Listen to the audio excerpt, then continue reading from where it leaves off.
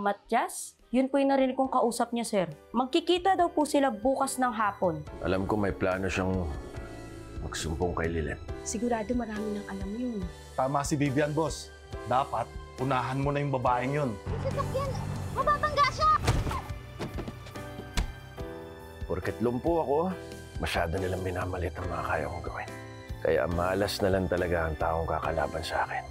Dahil kayang-kaya ko silang itumba, kagaya ng traitor na Sabrina niya.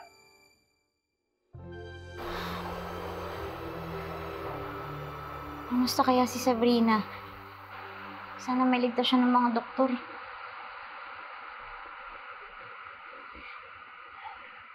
May awa ang Diyos, Lilet. Hindi niya pahabayaan si Sabrina.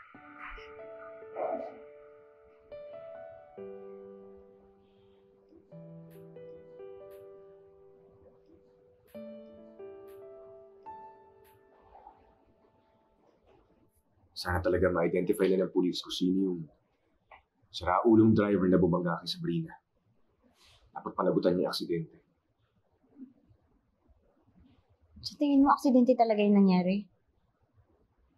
Ano ibig mo sabihin?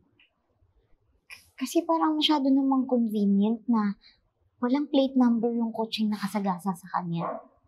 Tapos sira yung CCTV sa tapat ng park. Are you suggesting na planado to? Na planado yung pagbangga kay Sabrina? Lilet, sino naman nagagawa nun? Kasi di ba nakikipagkita si Sabrina sa akin? Dahil may sasabihin siya tungkol kay Attorney Alon?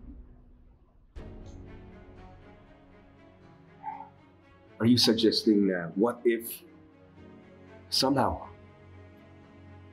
natulugan ni Attorney Alon yung plano ni Sabrina?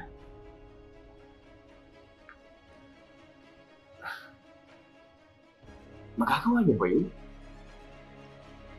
Makakaya ba ni Attorney Alon na banggain si Sabrina para patahimikin lang siya?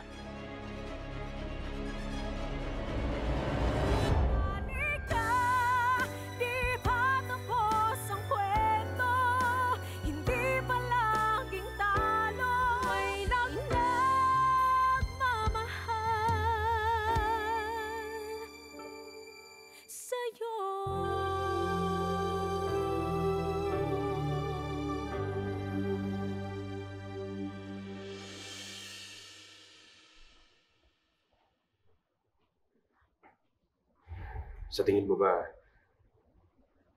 magagawa talaga ni Attorney Allen yun? I mean, yung mag-stage ng hold-up, that's one thing. Pero to commit the murder? Lilet, ibang level of evil na yun. Hindi ko rin sigurado, Kurt eh. Pero sa ngayon, si Attorney Alon lang yung may motibo para gawin to kay Sabrina. Tsaka, hindi natin siya ganun kakilala, kaya hindi natin alam kung ano ang kaya at hindi niya kayang gawin. Lilet, these are all mere speculations. Hindi tayo pwede magsumbong sa polis ng base lang sa hinala natin. Kailangan natin konkretong ebidensya para i-prove pinagtangkaan talaga ni Attorney Alon ang buhay ni Sabrina. Kung ganun, kailangan nating bantayan ng bawat kilos ni Attorney Alon. Baka sakaling may mahanap tayong pruweba na makakapagturo sa kanya.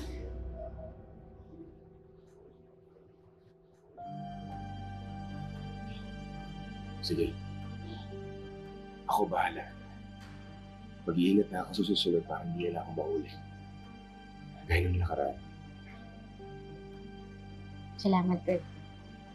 Pagdasal na din natin na gumaling na si Sabrina para makausap na natin siya. Sigurado kung makakatulong sa atin yung sasabihin niya.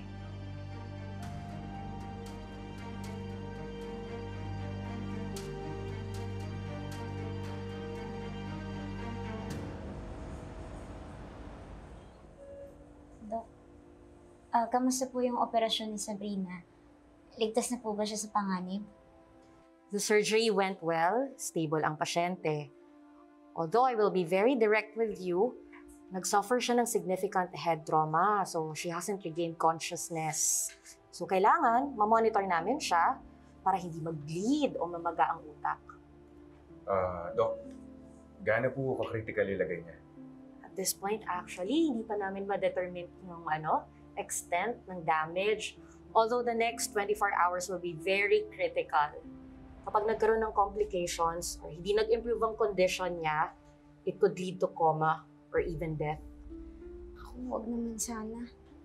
I understand, this is very difficult for you. Pero wag po kayong mag-alala, we will update you regularly. Gagawin ho namin lahat para mailigtas ang pasyente. Dok, maraming salamat to. Salamat po. Excuse me.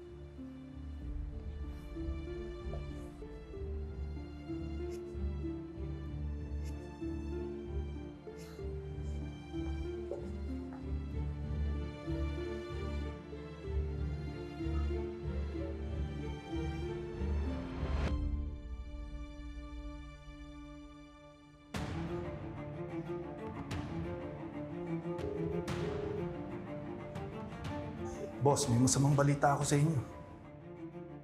Ano na naman yung sinasabi mo pa ako? Boss, nandito ako ngayon sa ospital. Gaya ng bilin nyo.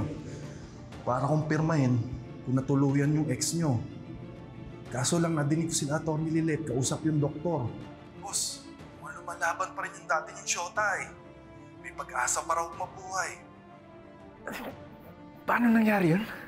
Di ko rin alam, boss eh. Baka hindi nyo napuruhan. Pwes talaga yung babae yun. Bako hindi pwedeng mabuhay yung Sabrina na yan, ha? Kapag yan nagising, sigurado ako sasabihin niya lahat ng sekreto ko kay Lilet. Problema yan, boss.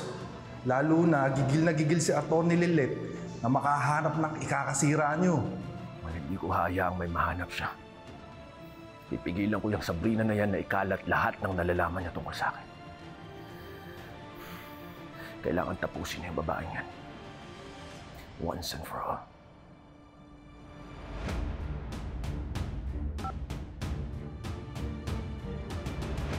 So, ipi-place ko si Tito Spanky and Attorney Rona dito sa table 1. Maybe some of my close friends too.